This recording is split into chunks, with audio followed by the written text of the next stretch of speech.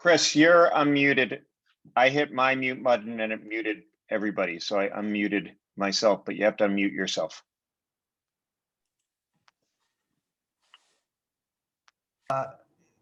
Was not letting me. Now it has. Let's do this again. Good afternoon again, unless you can read lips, but I'll say it again. I'm Chris Jernstedt. I'm the moderator for this congregational meeting to vote on our budget. We're really glad to see so many folks here, and we'll start. Rob will open our gathering with a prayer.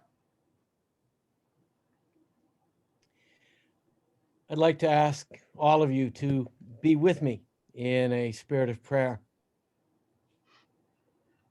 Holy One, God of many names, we don't invite you to be with us because you are always with us.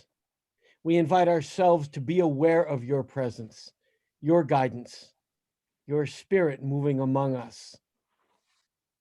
Help us walk with you, God, as we gather to listen, to deliberate, to vote, and to find ways to work together. We are so blessed with our resources of time, talent, and treasure. We are so grateful for the generous support of so many members of this congregation and new followers we have yet to meet. Help us to be good stewards. Teach us how to share our abundance in ways that extend our grace to those who depend on our generosity in our backyard and around the world. As we celebrate our 250 years as a community of faith, help us to appreciate and honor our deep roots and show us the many ways that we can move forward in worship, in fellowship, and in our dedication to care for all people. We give thanks for your gift of grace in every life. We pray in the name of your Son, our Savior. Amen. Thank you, Rob. It's interesting in Zoom times, I assume everyone's machine does a little ring when someone enters. And I really have come to enjoy that sound. It's the sound of gathering. Even during the prayer, it's the sound of gathering during that time. It's come to have a new meaning, that sound. And because we're in COVID times, we have a little different procedure today. Katie Amon is hosting this meeting. She's our high-tech manager today. And we have some backup plans. If something happens to her computer, she adds a backup computer that she'll go to. So we'll continue.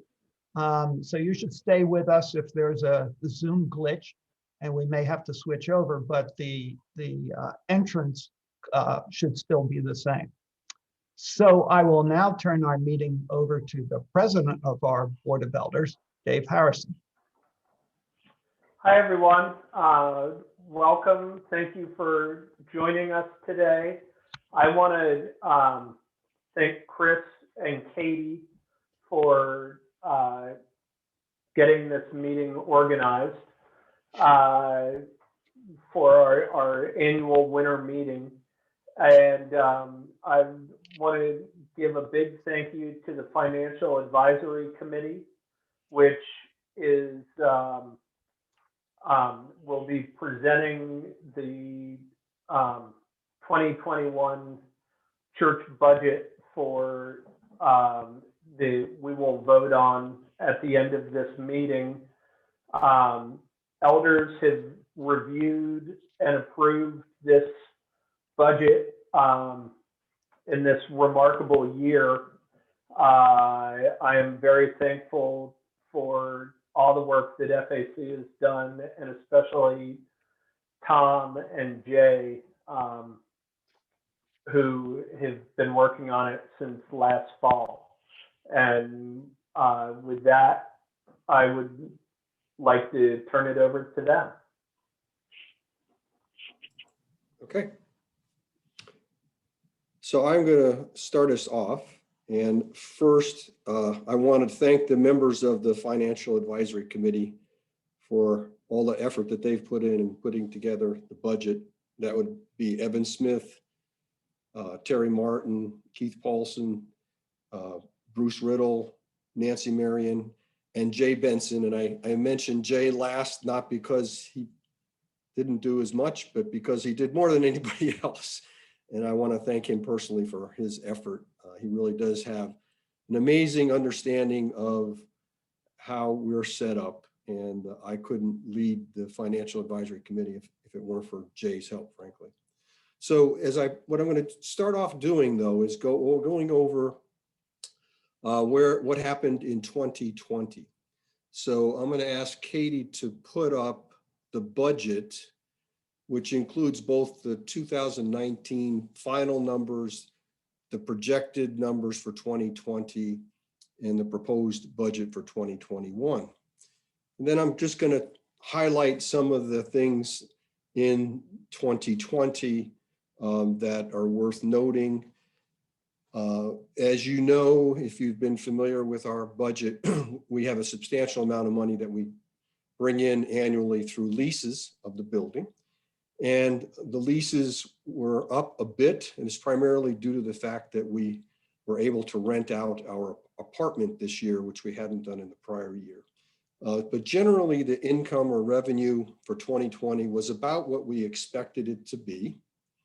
On the other hand, expenses were dramatically lower for two reasons. One, the pandemic, and two, because Ken Gagnon decided to retire. And so we did not have to pay for a building manager for 25% of the year, the last quarter. So Congregational Life's expenses were down because we weren't having in-person church services. Personnel expenses were down because of Ken's retirement. Religious education was down a bit because, again, we were not having in-person services and that sort of thing. And stewardship was down because we had less use of fuel and electricity.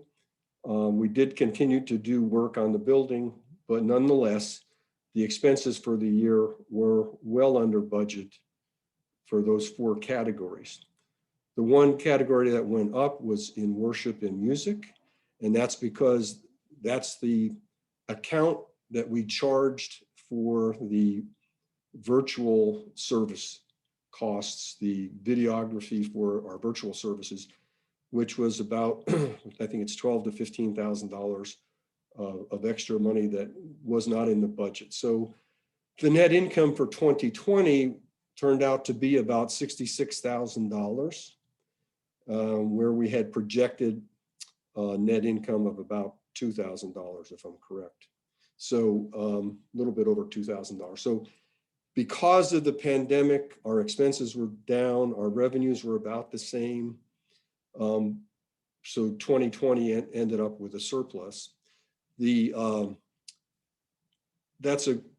I'm gonna, well, before I transition to 2021, one of the things I should mention is that we did have a drop in some of the lease revenue because the Toddlers Morning Out program left the church after being with us for, I guess, about 35 years. And that space, fortunately, we were able to get rental income with respect to that space through virtually the entire year. But that will change in 2021. And that's a loss of about $27,000 in lease revenue. And it's unlikely, and I'll get into that when I talk about 2021, but it's unlikely that we're going to be able to lease that space to anyone else in 2021. But I'll get to that when I cover 2021. And at this point, I would just open it up for questions that anyone might have about the 2020 year.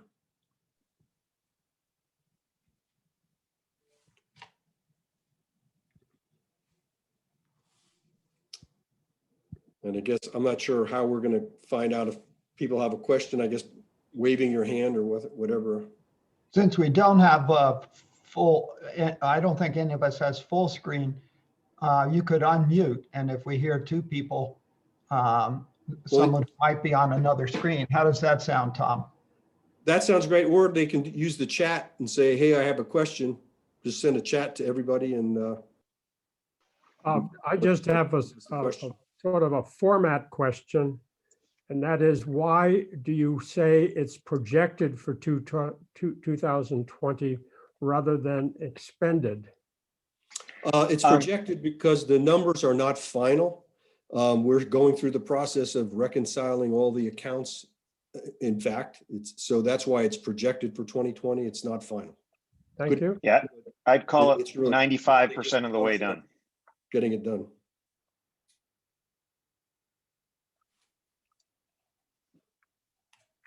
Any other questions?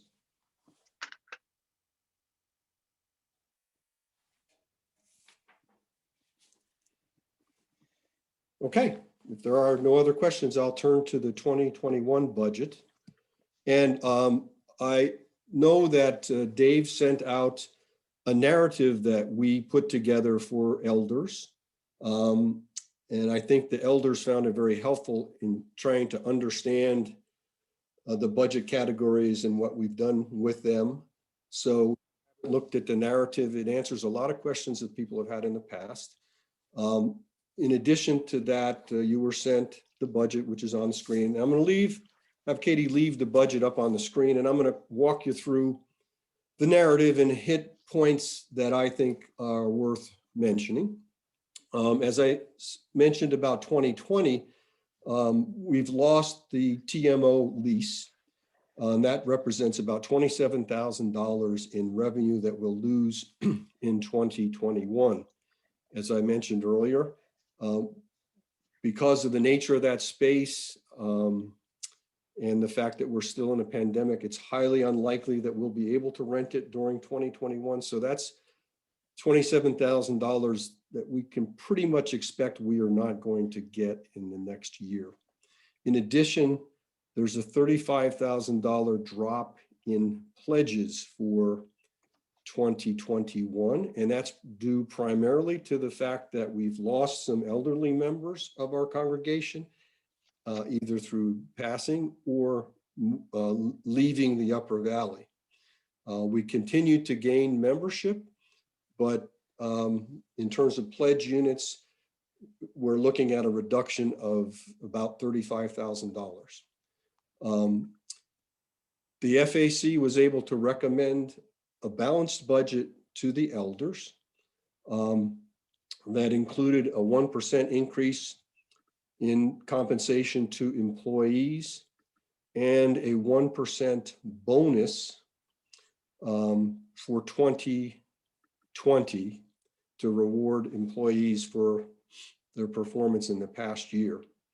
It was split that way. The bonus for 2020 will actually come out of the proposed or the projected 2020. We've already included it in there. And the 1% increase is in the proposed 2021 budget. The FAC wants people to understand that the savings from Ken's retirement, an increase in the endowment draw of $9,000, and the reduction in some church expenses, which will probably bounce back in 2022, enable us to have a balanced budget, but it was not easy to put together the budget with that drop in revenue. The endowment draw increased because, recall, we revised our spending formula to be more consistent with good practices at other nonprofits. That's resulted in a higher amount of draw, but that amount will not continue to increase. It will tie more closely to how our endowment performs, but we benefit from the fact that it is a jump of $9,000. So we have some concerns among the members of the FAC because our revenue is dropping so dramatically. And that's the reason, I think, for the relatively small increase in salary to employees, because each time we increase the salary, that carries over into future years. And it's part of the rationale for the 1% bonus in 2020 is that it's not an amount that carries over. Tom? Yeah. May I just add one thing on the endowment draw as well? We're also had a very, the stock market has been very kind to the endowment as well. So the majority is due to the change in formula, but thankfully what we have in our endowment is also larger at year end than it was at the beginning of the year. Well, Jay, since you brought that up, I'll also mention where our endowment stands compared to last year. And unfortunately, with our focus on the budget, we didn't put together a summary, but I did go back and check and compare the endowment at the end of 2020 with the endowment at the end of 2019. And there's an increase of about $203,000 in our endowment. The endowment at the end of 2019 was $2,055,000. It's now $2,289,000. Again, those are rounded numbers, but those are the most current numbers as of 12/31. So we did have a good year with respect to the endowment performance. That's relevant later on in the meeting. We're going to introduce the investment guidelines that the FAC has developed and were approved by the elders. But the FAC spent some time this year looking at how our money gets invested, and we'll continue to look at it, but wanted to have a more formalized process for both the review of the endowment and for monitoring how well it's performing. Then turning back to the budget for 2021, on income, as I noted, we're going to have a dramatic decrease in revenue as a result of losing the TMO lease. As I indicated earlier, the budgeted pledges will drop about 35,000 from 450,000 in 2020 to 415,000 in 2021. That's $35,000 drop. The income that we are going to be sending to our church's wider mission is going to stay the same at about $102,000. The endowment draw will be whatever it is based on what we projected it to be, $53,000, which is the $9,000 increase. Skipping ahead to the Russell Fund, which previously the elders have authorized $15,000 to come out of the Russell Fund for religious education and $15,000 for outreach. So that's $30,000. If you recall, the Russell Fund was set up with about $300,000 of total money to be spent over a 10-year period. We started spending money from the fund in 2016. And because the fund has been invested pretty well, at the end of 2020, the fund had over $300,000 in it, which is about the amount of money that originally funded the fund. And so FAC is recommending that the elders consider increasing the $30,000 a year to something higher than that, because there's 6 years left to spend the $300,000. With respect to the Russell Fund, there's no requirement that it be spent in equal amounts per year. In fact, it could be spent all in 1 year if the church decided to do that. The only requirement is that it all be spent by the time that by December 31st, 2026. So this year, the FAC recommended that an additional $15,000 be utilized from the Russell Fund to pay for the distant services cost, the videography cost of virtual services. And that's in the budget at $15,000. Just to add to that, Sure. request, I think it was also just to dot the I's and cross the T's. That request was both ratified by RE as well as the elders. And the intent and why we thought the Russell Fund, why everyone thought the Russell Fund was good for that is it really does extend the outreach and religious education of our church. And so it really seemed to fit the mission and vision of the Russells when they were setting up the donation to the church. Great addition, Jay. Okay, and then I'm going to turn to expenses. And as I indicated, OCWM is going to stay at $102,000, and we're pleased about that. Personnel expenses have been reduced by approximately $50,000 due to not hiring a new building manager.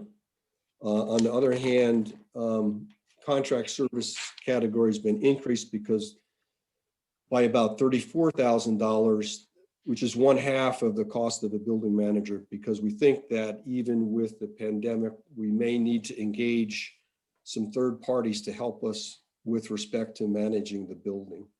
And to be conservative, we included 1/2 of the cost of the building manager.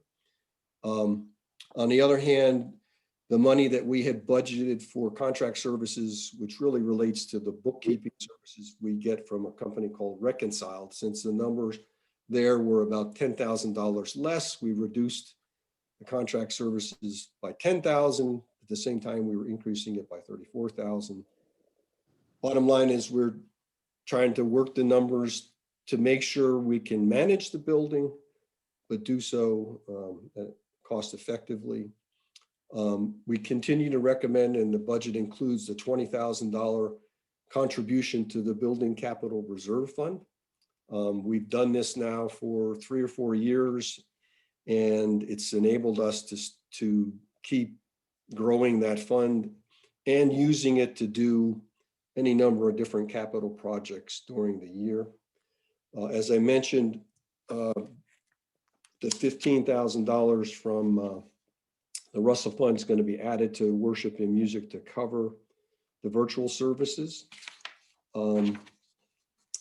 And that gets you through the budget. So at this point, I will open it up to questions about the proposed budget. Tom, can I just? Sure, Jake, feel free. Well, go ahead, Roger. Ask your question, then I'll go ahead. My question is 2 parts. One is the narrative budget that came out this time is a wonderful object. And I learned a whole lot about the church, even though I'm on stewardship, that I didn't realize that I should know. One of the problems with our pledging is we pledge at the end of the year, but we don't have any kind of document like this to tell us what we're going to need the next year. And so if I'm a newcomer to the church and asked to pledge, a document like this would say, hey, this is something I really want to support, and this is why my support needs to be this much. And even if I'm not one of a new person, the fact that my pledge should be more than it is amplified by this. Is there some way that we can work around this so that the pledges, when I pledge, I know why the increase is necessary?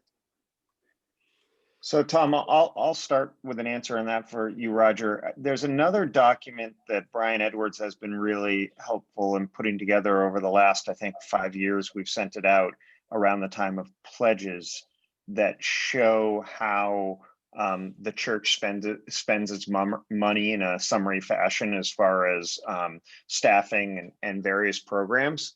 The problem is a little bit of the push me pull you of we can't really make the budget. Do we know where pledges are, and vice versa? So we try to do that summary. I guess we can always use the prior year narrative like this to send around too, but it's hard to have a narrative like this until you know the budget. Yeah, and one of the things that, this was an unusual year, and because of the pandemic, we were watching very closely to see how actual receipts were going to come in. We had an idea in the middle of the year about the TMO problem. Turns out that the receipts ended up, because people left in the middle of the year or passed away in the middle of the year, the receipts didn't end up being that far off the budgeted number of $450,000. But, you know, what we're seeing is really in anticipation of 2021. So it was kind of hard to alert the congregation that when that mailing went out that Jay was referring to, that we had a major problem, other than the fact that I think everybody in the world was worried about what was going to happen without in-person services, and was that going to affect the church's revenue. And the reality is it didn't, fortunately.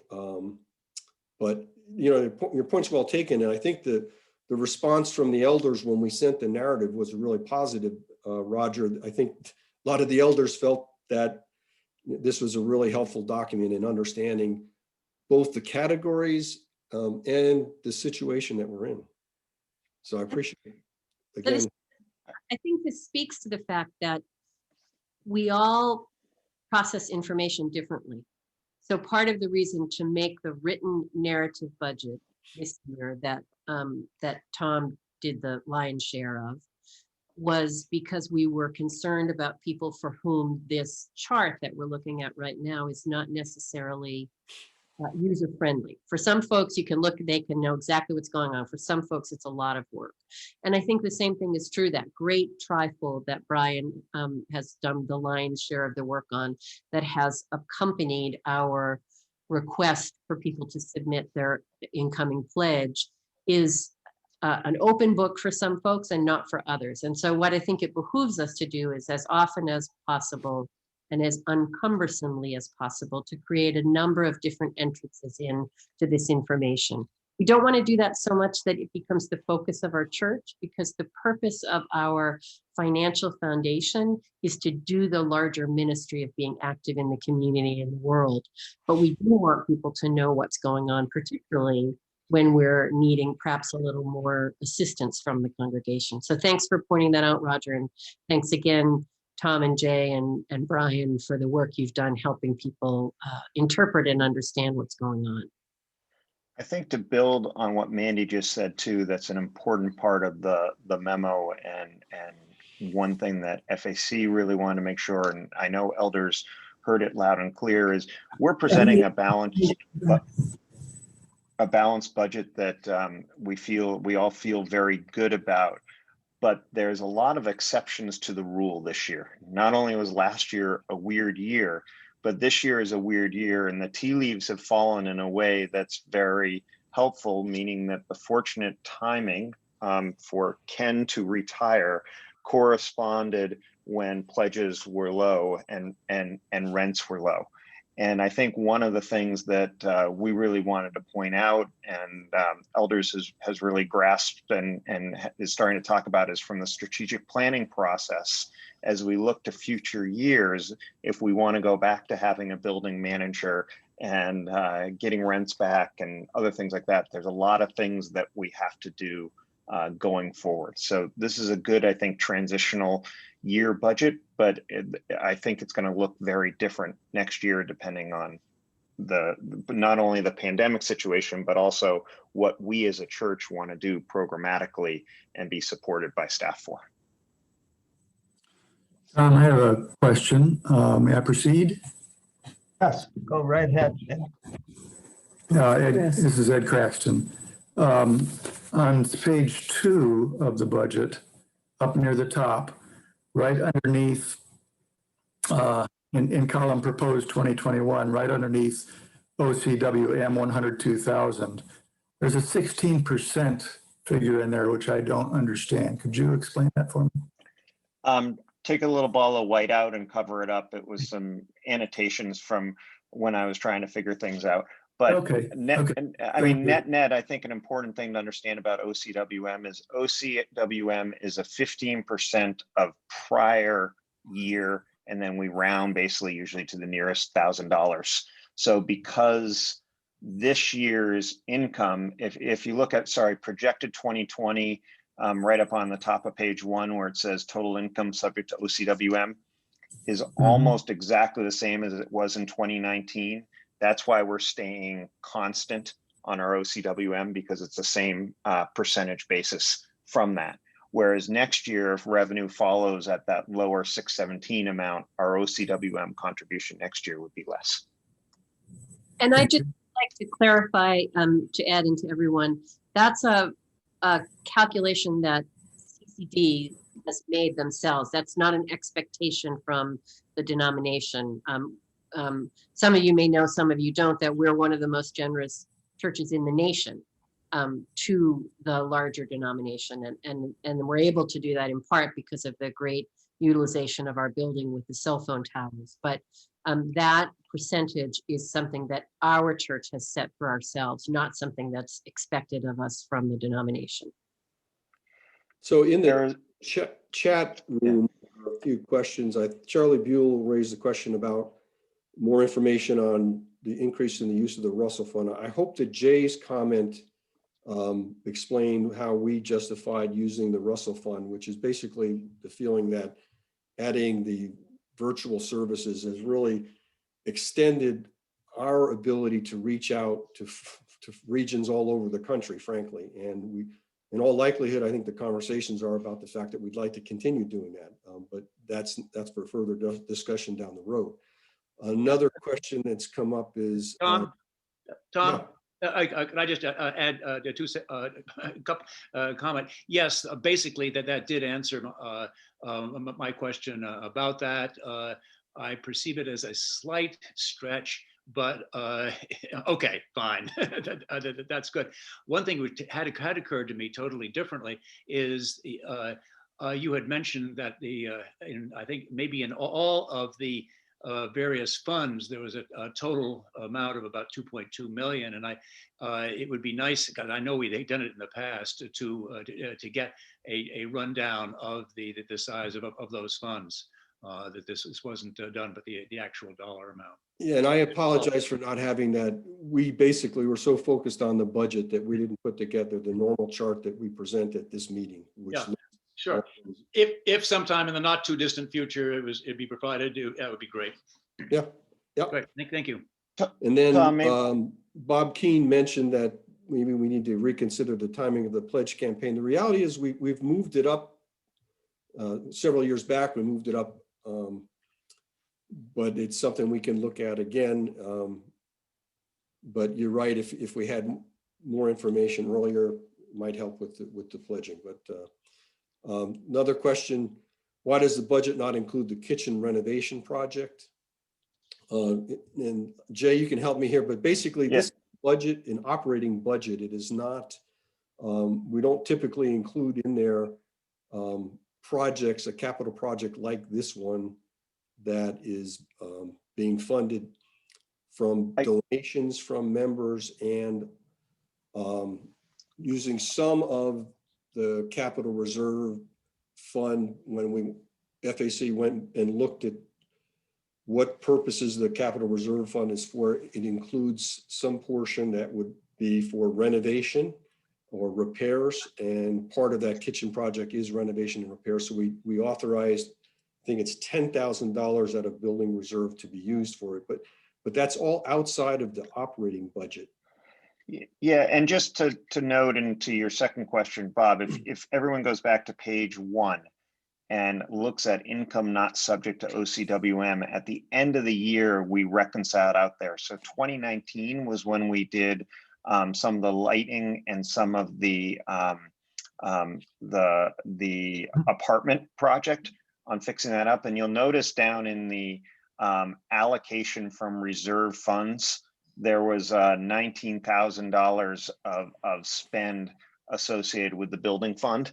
And that was for work on the apartment. So ultimately, once we know about what the spends are, we should show both an addition of the spend on this line and down below on the final page, at the very end, we show the spending against those. But Tom's right in that there's money sitting in a reserve account, and when we spend that money, it shows up in the green part up here, and then it's duplicated. Katie, if you scroll all the way down to the bottom to page 3, I think it is, it's duplicated in that highlighted section in green there. So that it will end up showing the pull from the fund as well as the spend from the fund. On the lighting, Sorry. I tried to explain that in layman's terms on pages 3 and 4 of the narrative, where we talk about allocations from reserve funds. So you might take a peek at that. Yep.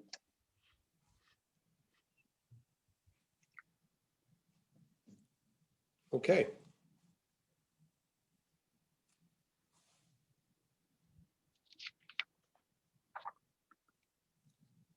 Are there other questions then?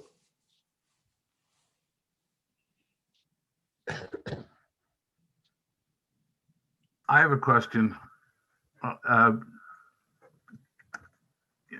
Can you tell us where the balance sheet looks, what the balance sheet looks like somewhere?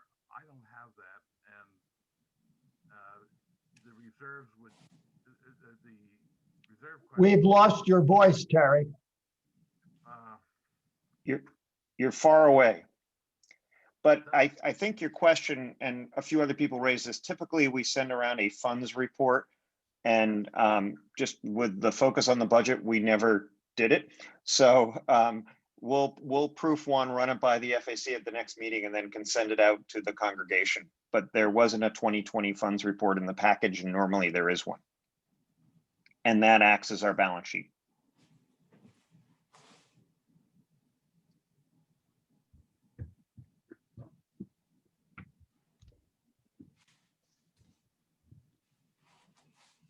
Do we have any more questions for Tom or Jay?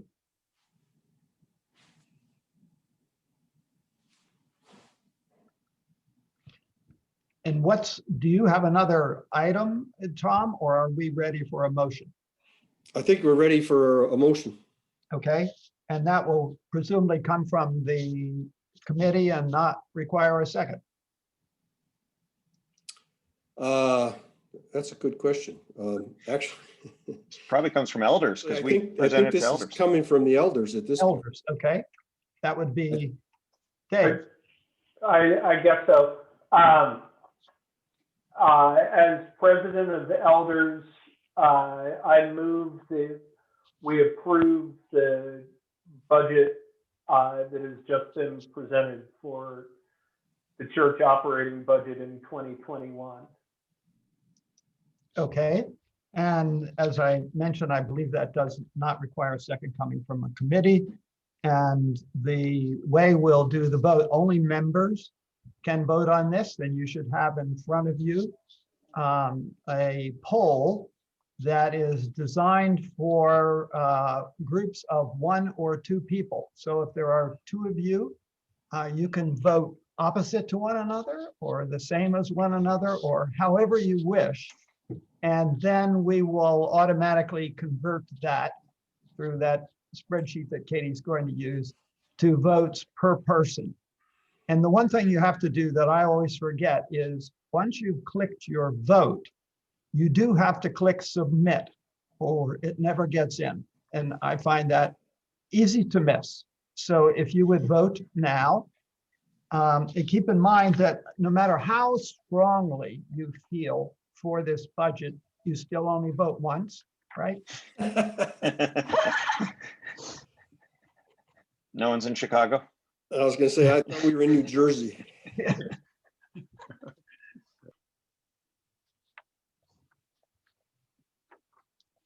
So Katie will see what's happening. We'll wait a bit until it stabilizes, and we'll see what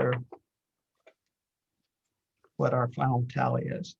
We're doing very well. We have 43 out of 49, so 87%. Okay. Great.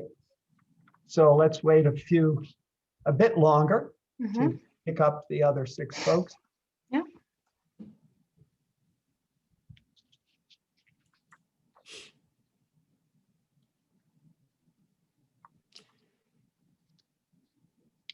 Question. Pension is enormous.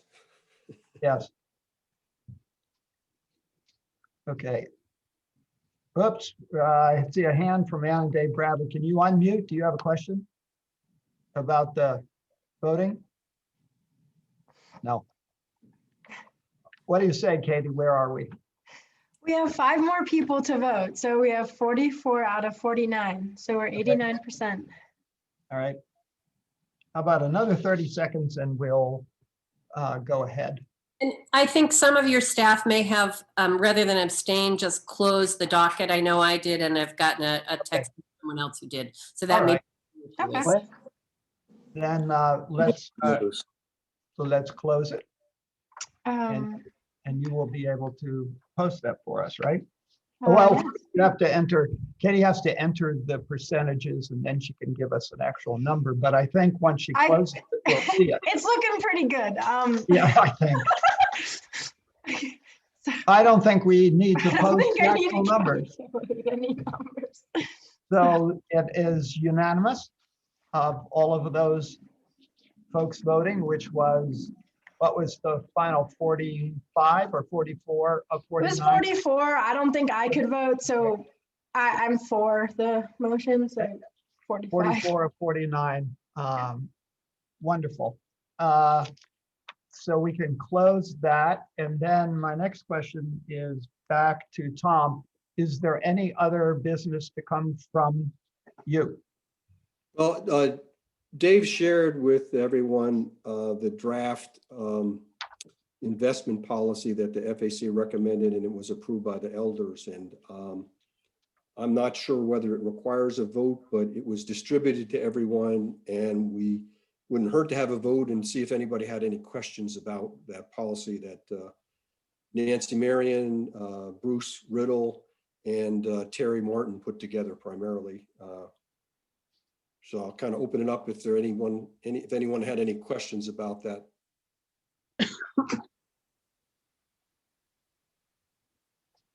If not, then on behalf of the FAC, I'd recommend that we vote to approve it.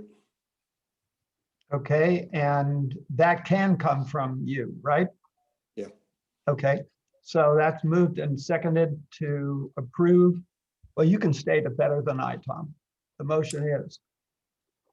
To approve the investment guidelines that have been shared with everybody. I don't have the document in front of me. I think Katie. Right. Yep, I As can distributed. I share forget the that. exact title. Investment policy statement, is that it? Yep. Okay, I will share that So out. we're approving the investment policy statement. Okay, great. Thank you, Katie. Then it's been moved and seconded. And Katie, how are we set? Can you pop up another poll? Mm-hmm. Yep, Great. should be able to do that. I have a question. There's no specific, I didn't notice a specific reference to investments relative to climate change and policies that are related to preserving the planet. I'm going to let Nancy. Yes, there is a statement, Bob, that says the investments will be managed that support our values on ESG. So E stands for environmental concerns, S for social concerns, and G for governance issues related to corporations and other businesses. So yes, it would have the same gatekeeping considerations that we currently have. Good, thank you. I didn't know what that acronym was. Other questions? Bob, before- I think you're probably not alone. Yeah. Other questions? Okay, let's post it for polling, Katie. This is the motion to approve the statement as distributed on the investment policy.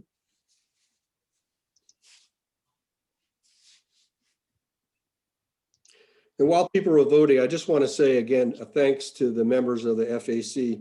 You know, it's a really talented group, and our church is blessed to have the people that we have on the committee. There's some really knowledgeable folks, and it's good to be chair of a group of talented people, frankly. And I also appreciate the elders and their consideration of our recommendations from the FAC. They also had very good questions, and I also appreciate the personnel committee and its role in helping us figure out how to deal with 2020 and 2021. Our church is blessed with a lot of talented, interested folks. Yeah, How's our vote? I think we're pretty good. 44 out of 50, and All I right, don't get it on my end, and I'm sure the others are abstained. So okay. give it maybe 20 seconds, but I'll share. All right. There we go again. It is unanimous in support of that policy. Great. Is there That's it for me. anything else to come before us? Okay, if not, I also want to add my appreciation. The number of people in our congregation who have been involved in this process that brought all of this today to us is wonderful. And the number of us who are here today in support of this and sharing it is wonderful. And I was struck at Mandy's sermon today.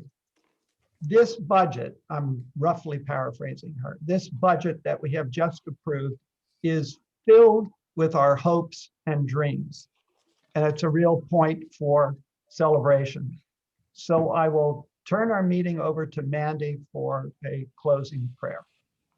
Thank you so much, Chris, and thank you and Katie especially for enabling all of the content that happened today to happen so smoothly and effortlessly, seemingly. We know it wasn't. I know you all had test runs and all kinds of things. So I'm incredibly grateful for all your work. It is both so touching to me to see all of you and a little bit bittersweet. It's both end. A number of you, I'm grateful to say, are participating in our continuing education events or serving on committees. And so I get to see most of you on Zoom once a month, if not more than that. But we are missing one another. And as we look to the future, there is so much unknown. Someone in a meeting I was at recently said between the vaccines and the variables and the variations of the oh my gosh, the pandemic, we just don't know what the future is going to look like. And though a congregation like ours, as many, are made up of people who are older and eligible for vaccines, we are also incredibly fortunate to have a lot of young families and a lot of young people who won't get vaccines for quite some time. And so we are in the middle of balancing so much. And I cannot thank you all for your continued support, for your presence, for the way you show up for something like this, for your invaluable joining of your opinions and your hopes. And so thank you. Thank you so much for being a part of this congregation and for continuing to be a part of this congregation as we figure out what it means to do this in a safe way in a global pandemic. And I'm honored and privileged and humbled to be a part of it. So let's come before God in thanksgiving. Holy, gracious, loving God, who calls us forth, even though it seems as though the mountain tumbles into the sea, even though it seems as though the river may overrun its banks, even, oh God, when we look all around and it is not recognizable and not always comfortable, we thank you that you never turn from us, that you never give up on us, and that you never stop calling us forward. I praise you, God, for this community of faith who gathers in your name. 250 years who has been calling you forth, even as you call us forth, asking you to equip and enable and sustain us as we go about doing your work in the world. So bless each and every member and friend of this congregation, oh God, that we may then go be a blessing to our families, to our work situations, to our communities, to our state, to our nation, to the world, to the cosmos. Oh God, bless us that we might be a blessing. Thank you for the resources to continue to do your work in the world.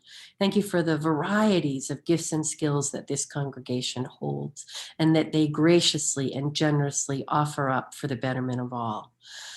God, enable us to honor you, that the world may become more whole and holy day by day. Be with those who are grieving, those who are struggling, those who are afraid. Help us to know how to support one another so that the world is more full of joy and wholeness and abundance. Thank you, God, for the Church of Christ at Dartmouth College, for her first 250 years, and for her next 250 years, and for giving us the honor and privilege of being a part of it now. In Jesus' name we pray. Amen. Thank you, Mandy. And now I ask for a motion to adjourn. You could just wave your hand if okay, and a second, hand wave, and all in favor, hand wave. Then we are adjourned and we can move on to our hopes and our dreams. Best wishes to all of us. Thanks, Chris. Thanks, Katie. Thanks so much. Have a good Thank you, Sunday. everyone.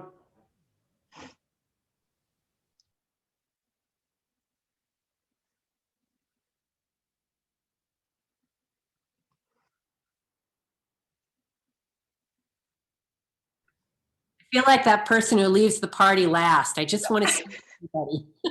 I know.